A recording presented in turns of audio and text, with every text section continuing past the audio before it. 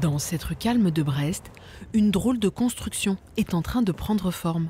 Une maison sur un bunker-abri de la Seconde Guerre mondiale. Un tout petit espace à l'intérieur, assez gros à l'extérieur puisque les murs sont très épais. Et donc c'est ça qui fait la fondation de la maison qui sera construite au-dessus. Si l'espace est limité, les murs en béton armé font 2 mètres d'épaisseur. Au total, Romain pourra compter sur 40 mètres carrés au sol. Construire dans le centre-ville de Brest est une aubaine pour ce particulier, alors que la ville est déjà très dense et que les prix se sont envolés. C'est vraiment la première réaction que je vois dans mon entourage, c'est « T'as eu un terrain à Brest-Centre, comment t'as fait? C'est pas possible !»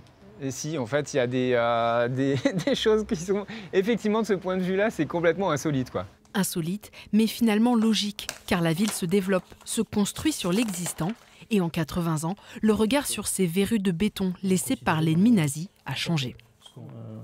Pendant longtemps, ce sont des objets qui ont été considérés comme étant plutôt des contraintes d'urbanisme. Pourquoi? Parce qu'un bunker, c'est difficile à la fois à déconstruire, c'est quasiment impossible de le déconstruire. C'est difficile aussi de construire dessus, il faut souvent construire autour.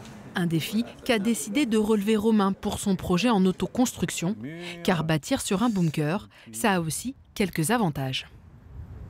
Les pignons ont été simplifiés puisqu'ils sont collés aux autres, donc on n'a pas le bardage à faire, donc on n'a pas eu de terrassement, on n'a pas eu de gros œuvres, donc ça a permis de rationaliser aussi. On a tout fait de l'intérieur et relevé comme ça à l'extérieur, et donc ça demande énormément d'organisation, de savoir où on a placé les choses. Quelques bunkers de ce type existent à Brest, mais ils ne sont pas répertoriés. Sauf intérêt patrimonial manifeste, ce sont donc les règles classiques d'urbanisme qui s'appliquent. 8 décennies après la guerre, les bunkers se sont finalement intégrés au paysage.